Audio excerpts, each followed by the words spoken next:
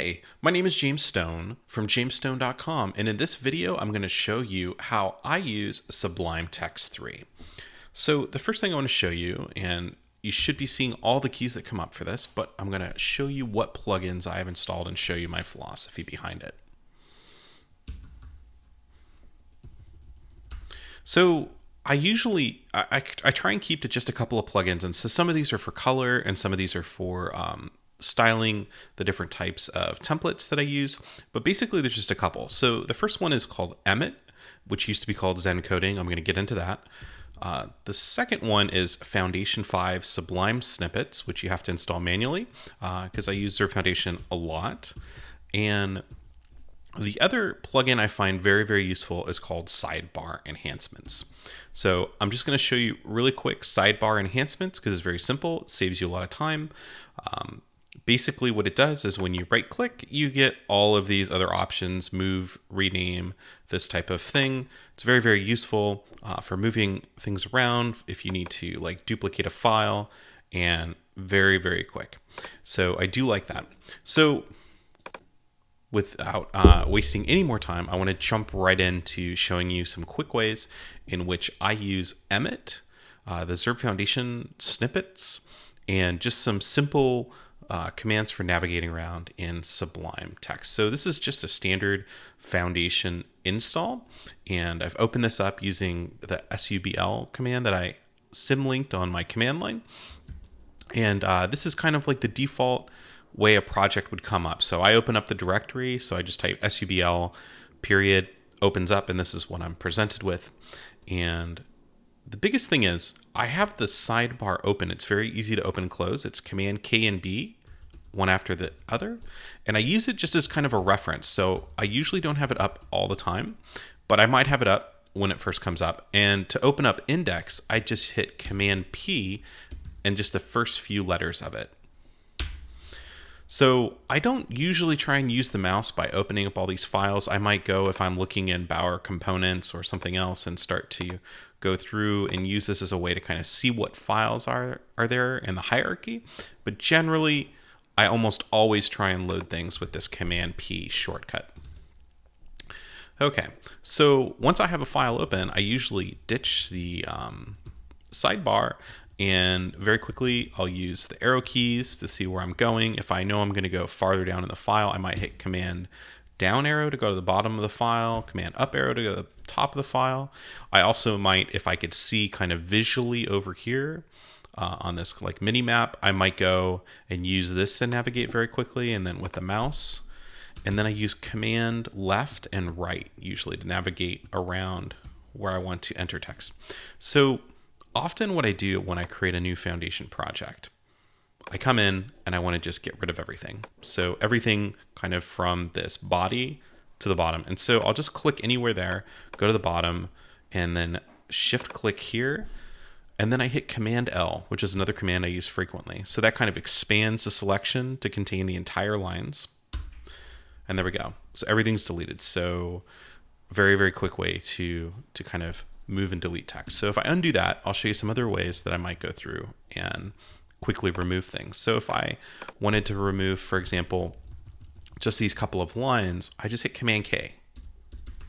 Removes a line at a time.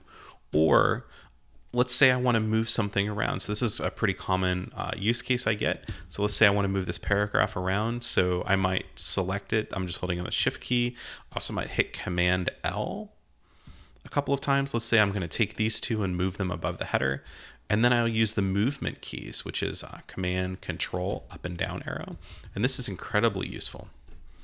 So often I'm dealing with these kind of blocks of text, right? Blocks of HTML, and moving them around. And so one thing that happens often is maybe I'll move it outside of something. This is not the best example, but let's say I'm going to go and use Emmet and create a new row, small, 12 columns, right? And let's say I want to move this text in here. But you'll notice it doesn't quite wrap right. So what I'll do, I'll select all of these and do re-indent lines. So I'm hitting Command Shift P to bring up the command. And I don't use it so frequently that I put it on a hotkey, but it is very useful. So indentation, you can also move around manually. And if it was very quick, I might do that. So another thing that's very common is I use wrapping with the Emmet plugin. So let me give you an example of how I might use this. So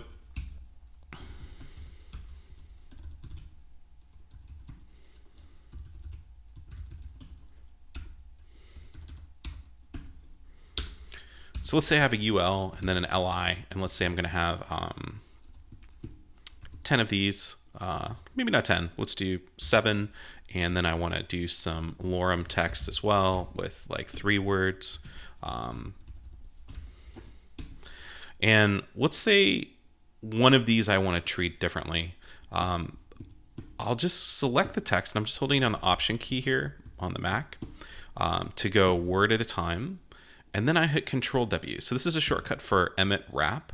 Now what's really interesting here, like let's say I wanted to put that into an anchor, or let's say, an anchor. So what's nice about that is like I could very quickly kind of wrap HTML elements around existing text or existing elements. This is incredibly useful. So let me show you how this might break down in a different way. So